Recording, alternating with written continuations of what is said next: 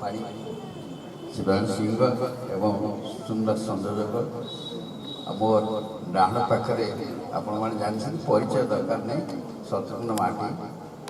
जी कि जड़े नाटक निर्देशक एवं हास्य अभिनेता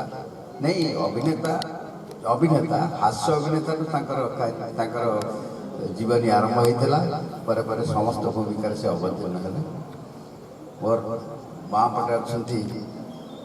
इंद्रमणि बेहरा आपन से परिचय दे जानती चिन्हा ब्राह्मण पैसा आवश्यकता नहीं जहाँ पाखे अच्छा आमर अथय बाबू माइक्रो मीडिया मुख्य एवं जड़े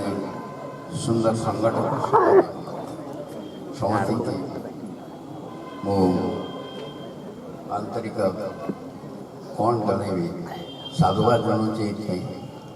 जे मु ढेंकानाल जो प्रथम आरंभ कली गोटे स्वप्न देखली जे ये किसी कला सृष्टि हम सेठी ये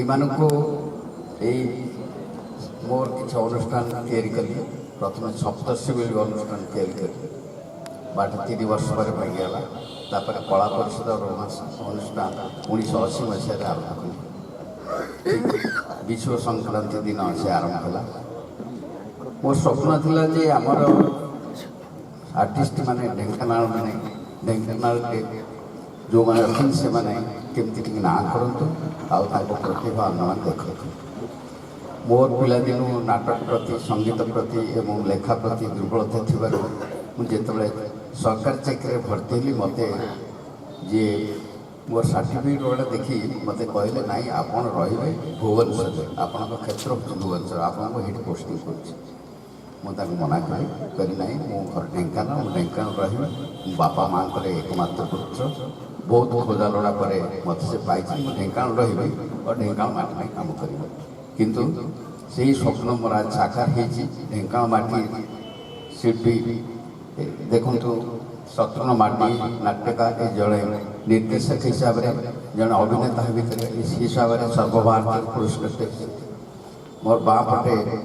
इंद्रमणि बेहरा जड़े भल हास्य अभिनेता भाव सर्वभारत पुरस्कृत जे कि मौनी बाबा डायलॉग कही पार नथिले प्रथम नाटक दिखाई रोल मौनी बाबा माने किसी कथा करें पार्टी फिटुनी जी जहाँ पचार गोटे स्लेट लिखिदे हाँ कि ना मोर ये कामटा हम हाँ ये कामटा हेनी ना एतिकी आरंभ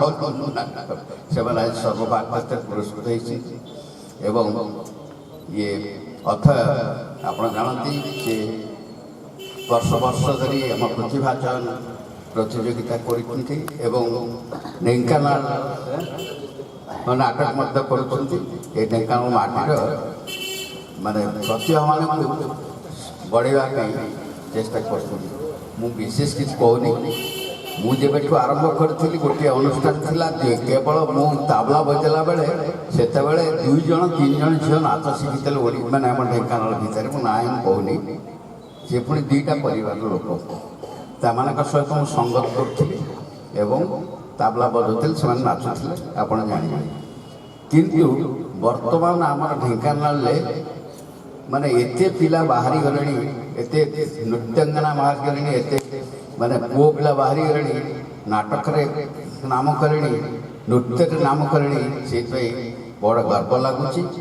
आमर मोर जो थिला ढेंकानाल माटी ढेंकानाल बासना थे सर्वभारत चौटू से संभव होती तेणु मुझे कहूँ स्वप्न देख स्वप्न को साकार करने धैर्य सहित आगे चल निश्चित भाव में फलप्राप्त हो। नमस्कार।